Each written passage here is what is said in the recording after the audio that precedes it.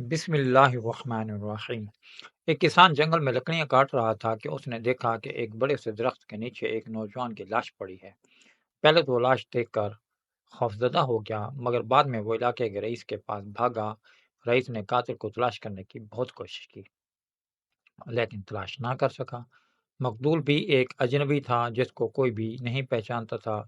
ایک عقل مند بزرگ نے نوجوان کی لاش کو بڑے غور سے دیکھا اور پھر اس نے کہا کہ 3 یا 4 مہینے کے بچے کے ذریعے ہم قاتل کا سراغ لگا سکتے ہیں۔ جہاں نوجوان کی لاش پڑی ہے وہاں ایک نومولود بچے کو کرم دین ایک لکڑہارا تھا جو صبح صبح جنگل کی طرف روانہ ہوتا، وہاں لکڑیاں کاٹ کر شہر جاتا، 4 پیسے کما لیتا۔ اسی طرح اس کے گھر کا چولہا جلتا رہتا۔ ایک دن کرم دین جنگل میں لکڑیاں کاٹ رہا تھا تو اس نے دیکھا کہ جنگل کے ایک بہت بڑے درخت کے نیچے کسی نوجوان کی لاش پڑی ہے۔ یہ 20 سے 22 سالہ ایک قدآور نوجوان تھا، لیکن اس کے چہرے پر داڑھی نہیں تھی۔ یہ نہیں پتا کہ وہ شیو کرتا تھا، بلکہ قدرتی طور پر اس کے جسم اور چہرے پر بال نہیں تھے۔ کرم دین نے جیسے ہی لاش کو دیکھا تو وہ خوفزدہ ہوا۔ پہلے تو وہ جنگل سے بھاگنے لگا، مگر پھر سوچا کہ یہ بات غلط ہے، حقیقت کا سب کو پتہ چلنا چاہیے۔ کرم دین علاقے کے رئیس کی طرف روانہ ہوا اور رئیس سے کہا کہ جناب، ہمارے اس گاؤں کے ساتھ والے جنگل میں کسی نوجوان کی لاش پڑی ہے۔ کسی ظالم نے بڑی بے دردی سے اس کی پیٹھ میں خنجر گھوم دیا ہے۔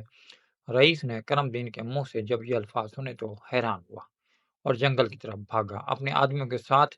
جب وہ جنگل میں پہنچا تو واقعی پیپل کے درخت کے نیچے ایک نوجوان کی لاش پڑی تھی اور اس کی پیٹھ میں خنجر گھونپا گیا تھا۔ رئیس نے علاقے کے تمام لوگوں سے پوچھا کہ کوئی اس نوجوان کو پہچانتا ہے۔ تمام لوگوں نے اس بات کا انکار کیا کہ یہ کوئی اجنبی ہے، ہم میں سے کوئی بھی اس کو نہیں پہچانتا۔ رئیس نے ایک سرد آہ بھری اور کہا کہ میں یہ سمجھتا ہوں کہ اس کے قاتلوں کو پکڑنا میری ذمہ داری ہے۔ یہ میرے علاقے میں قتل ہوا ہے یا اس کی لاش میرے علاقے سے ہی ملی ہے، میں یہ نہیں جانتا کہ اس کا قاتل کون ہے، لیکن اس کو پکڑنا ہمارے لیے بہت ضروری ہے۔ رئیس نے کرم دین سے کہا کہ جہاں نوجوان کی لاش پڑی ہے اس کے ارد گرد درخت کو کاٹنا شروع کر دو۔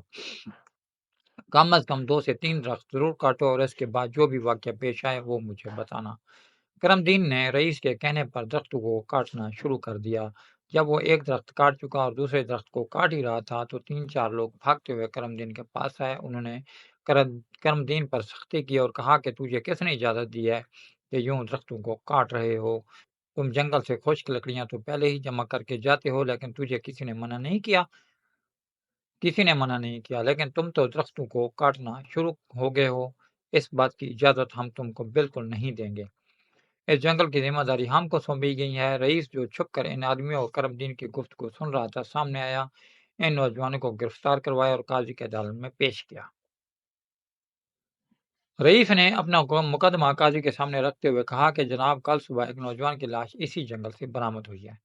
ایک انسان کا قتل ہوا تو ان کو کچھ پتہ نہ چلا، لیکن جب اسی مقام پر درخت کاٹے گئے تو یہ بھاگتے ہوئے آئے اور لکڑہارے کو درخت کاٹنے سے منع کیا۔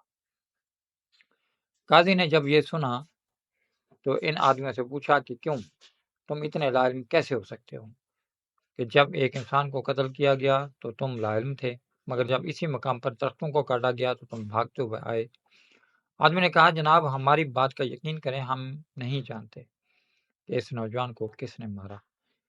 جب یہ لکڑہارا درختوں کو کاٹ رہا تھا تو کلاڑی کی آواز اور درختوں کے گرنے کی آواز سے ہم اس کی طرف بھاگے، لیکن ہم اس بات سے بالکل لا علم ہیں کہ وہ نوجوان کون ہے اور انہیں کس نے مارا۔ اگر ہمیں کسی بات کا بھی پتہ ہوتا تو ہم ضرور اس کی جان بچانے کے لیے بھاگتے۔ قاضی نے جب یہ سنا تو حیران ہوا اور کہا کہ یہ تو بہت عجیب بات ہے کہ تمہارے پڑوس میں ایک بندہ مارا گیا لیکن تمہیں خبر تک نہ ہوئی۔ خیر، میں اس بات کی تحقیق ضرور کروں گا اور جب تک یہ تحقیق نہیں ہوتی تم لوگوں کو میں کہیں جانے نہیں دوں گا۔ قاضی نے وہ خنجر منگوایا جس کی مدد سے اس نوجوان کو مارا گیا۔ شہر کے تمام لوہاروں اور اوزار بنانے والی دکانوں میں رابطہ کیا گیا اور ان سے پوچھا گیا کہ اس ساخت کا خنجر تمہاری دکان سے کون لے کر گیا تھا۔ ایک بوڑھے لوہار نے اس خنجر کو دیکھا تو ششتر رہ گیا قاضی نے اس سے حیرانگی کی وجہ پوچھی تو اس نے کہا کہ تقریباً 50 سال سے میں یہ دکان چلا رہا ہوں اور اس سے پہلے میرا باپ اور دادا بھی یہی کام۔ ایسے خنجر تو میرا دادا بناتا تھا، یہ کوئی نیا خنجر نہیں بلکہ بہت پرانا اوزار ہے۔ قاضی یہ بات سن کر بہت حیران ہوا۔ قاضی کے ایک خاص آدمی نے قاضی کو مشورہ دیا کہ مالک، میرے پاس ایک طریقہ ہے جس سے ہم شاید اس قاتل کا سراغ لگانے میں کامیاب ہو سکیں۔ بات دراصل یہ ہے کہ ایک ایک گھر کے دروازے پر جا کر ہم اس بات کا پتہ نہیں لگا سکتے کہ یہ نوجوان کون تھا اور اس کو کس نے مارا، اور جس اوزار سے مارا یہ کہاں پر بنتا تھا اور کس سے تعلق رکھتا تھا۔ قاضی نے اس سے پوچھا تو تم ہی بتاؤ کہ ہمیں کیا کرنا چاہیے۔ آدمی نے قاضی کو بتایا کہ ہمیں قاتل کو پکڑنے کے لیے یا اس کا سراغ لگانے کے لیے ایک کھیل کھیلنا پڑے گا۔ آپ پورے علاقے کے لوگوں کو ایک میدان میں جمع کیجیے اور اسی جنگل کے پاس ایک میدان ہے، اسی میں سب کو جمع کیجیے۔ ایک بہت بڑی دعوت کا اہتمام کیجیے کیونکہ لوگ بغیر دعوت کے تو جمع ہونے والے نہیں لگتے۔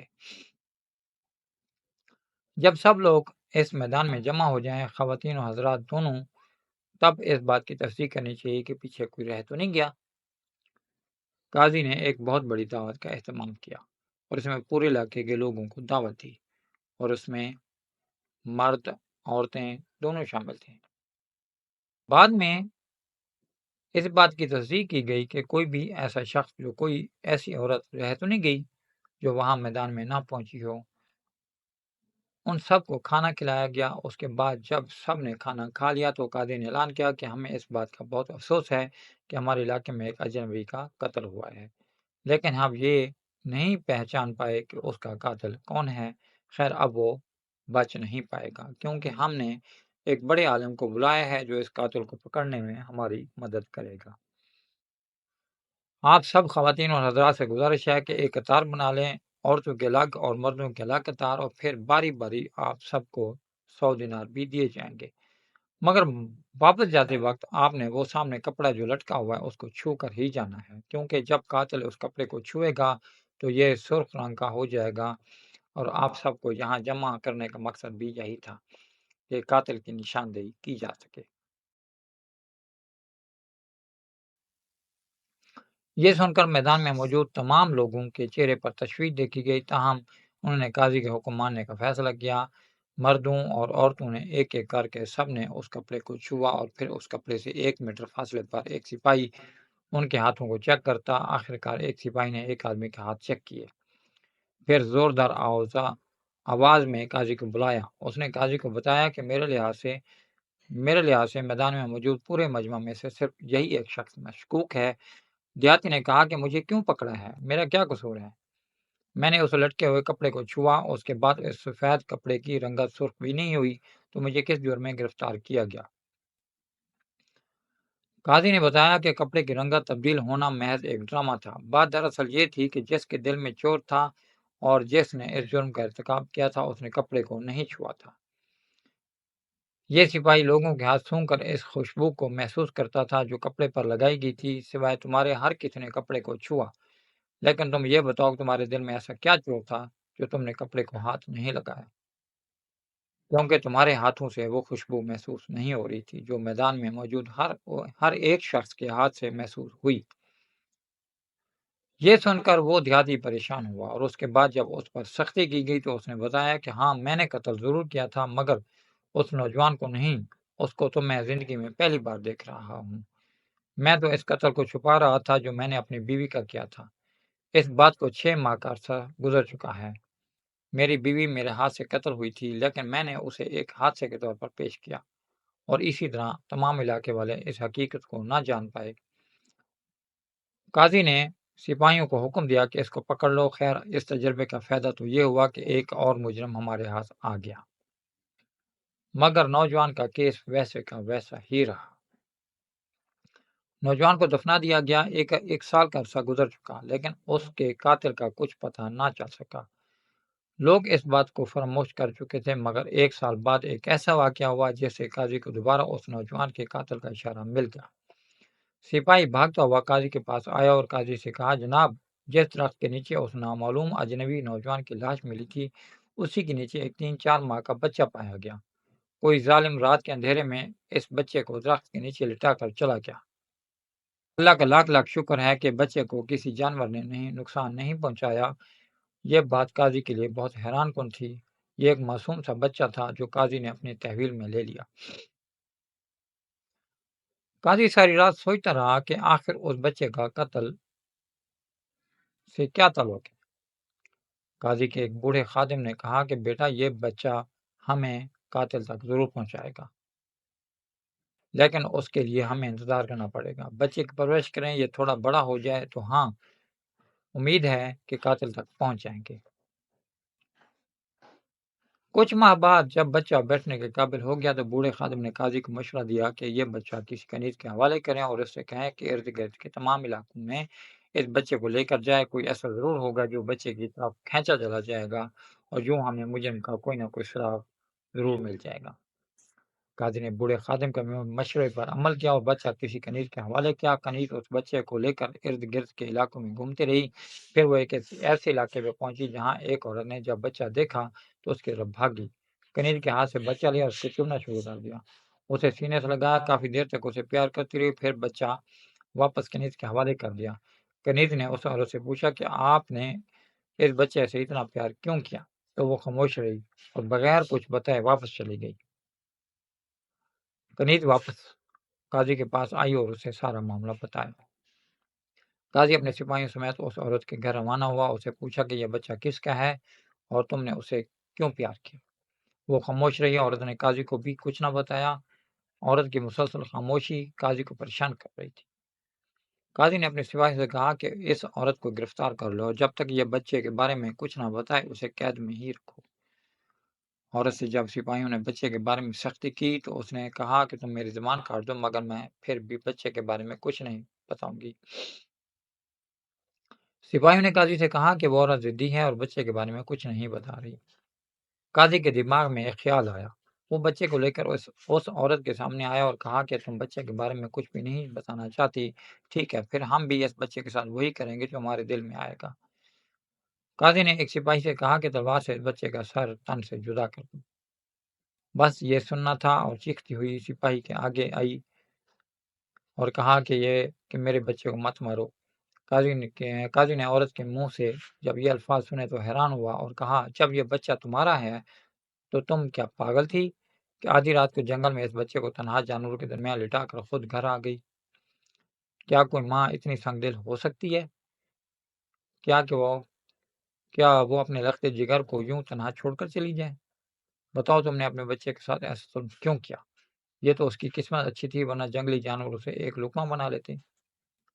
عورت نے قاضی سے کہا کہ میں آپ کو سارا واقعہ بتاتی ہوں مگر آپ مجھ سے اس بات کا وعدہ کریں کہ آپ میرے ساتھ انصاف کریں گے۔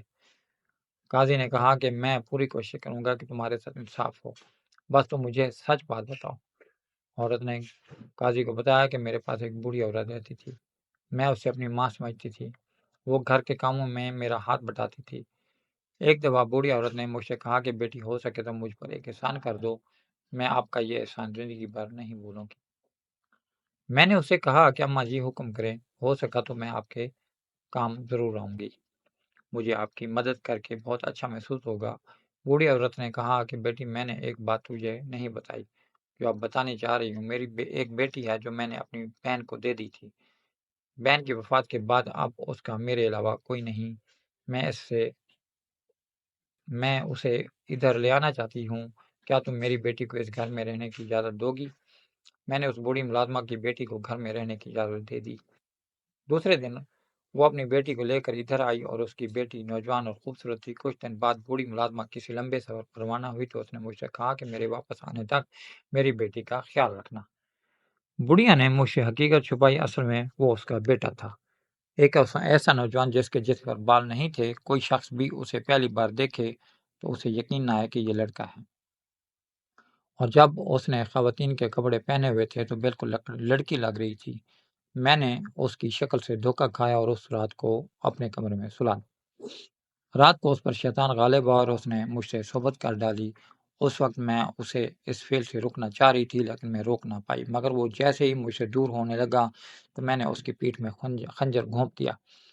آدھی رات کو میں اس سے گھسیٹتے ہوئے اس جنگل میں درخت کے نیچے لٹا کر چلی گئی۔ اس جگہ لاش کو ٹھکانے لگا جہاں آپ کو خبر دی گئی۔ اس لڑکے کی وجہ سے میں حاملہ ہو گئی۔ جب بچہ پیدا ہوا تو میں نے اسے مارنا چاہا لیکن پھر مار نہ سکی۔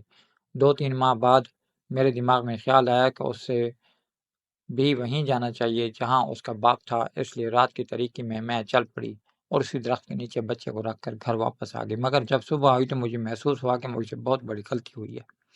میں نے بچے کے ساتھ ایسا نہیں کرنا چاہیے تھا۔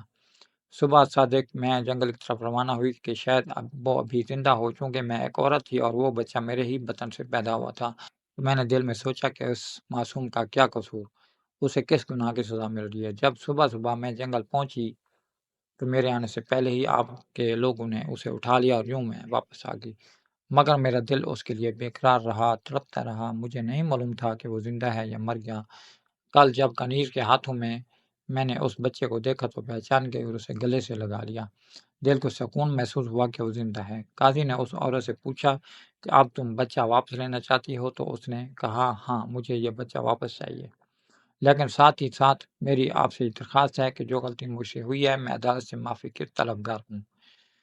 قاضی نے اس عورت کو معاف کر دیا اور وہ بچہ اسے واپس کر دیا۔